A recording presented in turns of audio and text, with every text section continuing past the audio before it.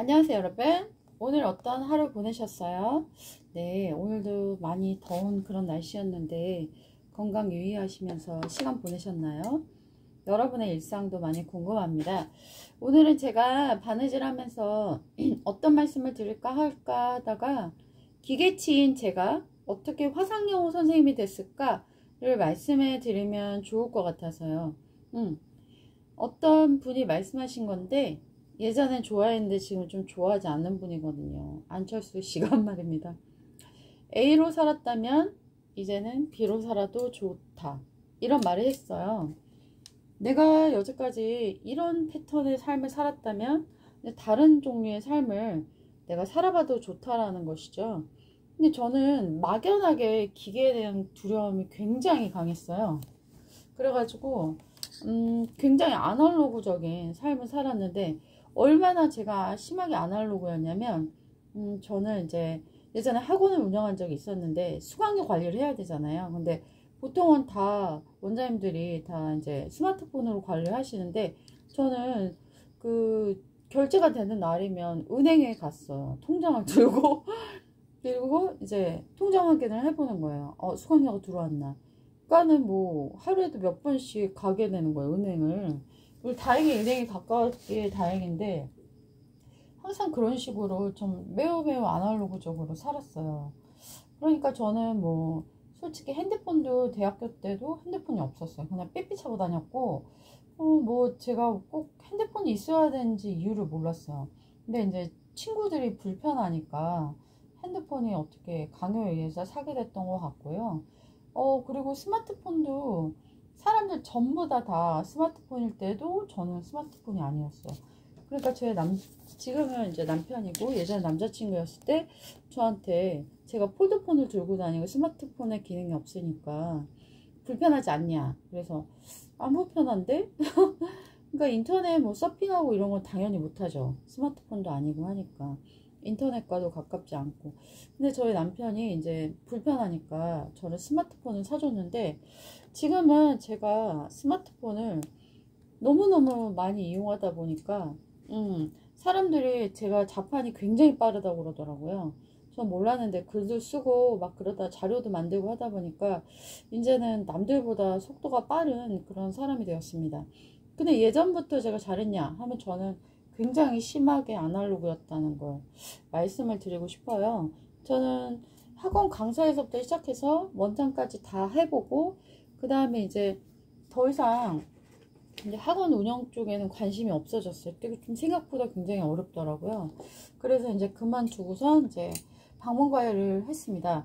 근데 방문과외를 하다 보니까 정말 제가 운전을 못 하거든요. 네, 기계치라고 말씀드렸죠. 그러니까 버스를 타고 다니면 되는데 버스비도 한 번에 막 1,500원씩 하잖아요. 근데 막 하루에 4개의 집을 가다 보면은 버스비가 장난이 아닌 거예요. 그렇잖아요. 그럼 6,000원씩 4명이니까 또 산수가 좀 약하네요. 네, 아무튼 그래가지고 네, 3, 42, 12,000원. 하루에 차비만 12,000원인데 그게 굉장히 부담스러운 액수잖아요. 네, 방문과에 선생님이 지불하기에는. 운전은 또 못하겠고. 사실 미국에서 운전을 했었는데 그때 길을 잃어버린 트라우마가 있어가지고 제가 좀 그걸 극복을 못했어요. 그래서 운전을 못한 사람이 되었고요. 그래서 걸어 다니다 보니까 정말 너무너무 힘든 거예요. 그래가지고 밤에는 막 다리가 저려가지고 도저히 움직일 수가 없고 막 그랬거든요.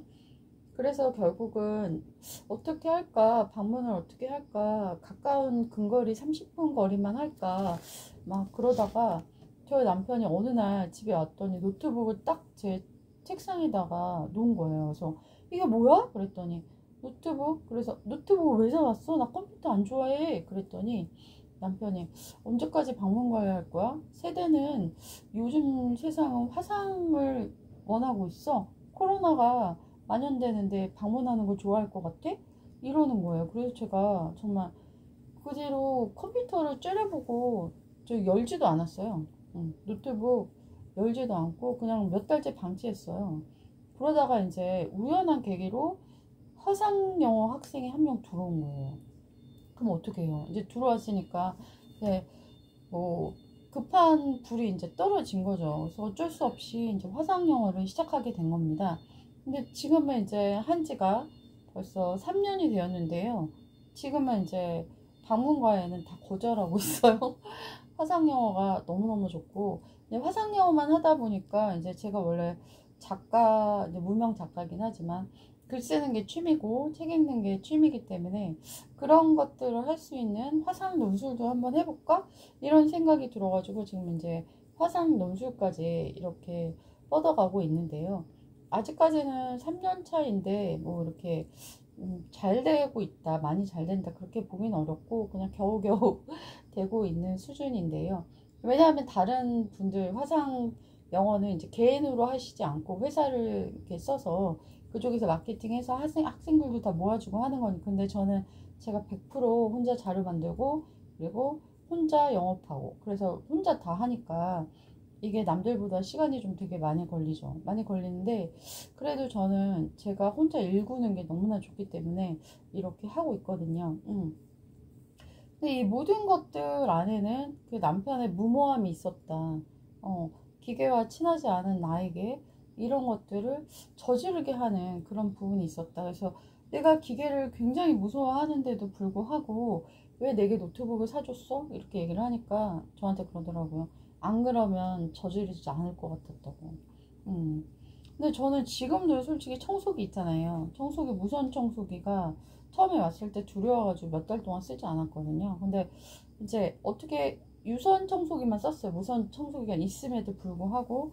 근데 어느 날 청소를 꼭 해야 하는 날인데 집이 너무 더러워져가지고 해야 되는 날인데 갑자기 유선이 작동을 안 하는 거예요. 그래서 떨리는 마음으로 무선 청소기를 이용했는데 생각보다 너무너무 편하고 좋은 거예요. 그래서 지금은 이제 무선밖에 쓰지 않거든요. 점점 이제 업그레이드 되는 거죠.